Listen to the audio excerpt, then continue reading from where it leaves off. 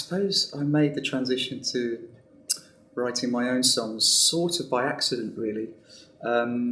I'd never necessarily been one who was writing his own music, but for one reason or another, I suppose we all reach that point in our lives where we want to sort of express something in a different way. And I think I reached it for one reason or another. And yeah, it was sort of also a question of getting together with my buddy Ramin Karimlu, who some of you will know out there, I'm sure.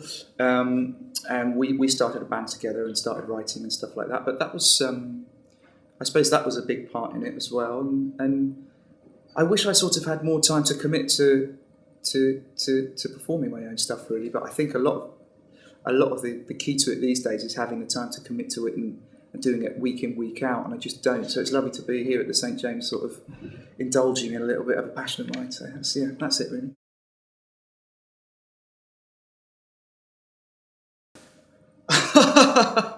I'm always quite surprised. I've got fans, not in a sort of self-effacing, sort of false self-effacing way, but they're desperately supportive, I suppose, and they seek you out. I mean, before I suppose Twitter even existed, if I was to put on a night like this, I suppose I might have struggled to get people to know about it. But you make a couple of tweets, you write a couple of tweets or something like that, and people are there like a shot. I'm eternally surprised and grateful that people want to come out and support me, especially given that I suppose for something like this, I'm doing something that's my own passion rather than, say, necessarily their passion coming to see me perform in musical theatre.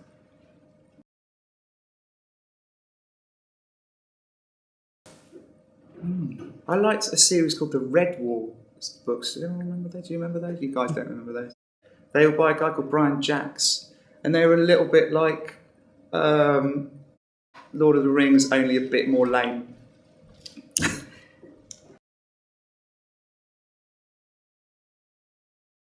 Well, when you join Actors Equity, at least it was when I joined, whenever that was, 10, 12 years ago, you can't have the same name as somebody else who's already got an equity name. So there was already a Robert Fraser, there was already a Hugh Fraser, and Hadley was my grandfather's name. So that was my third choice, and I phoned up Equity to pull something through, and they said, yeah, that one's gone through as Hadley. So that was it, that was my name.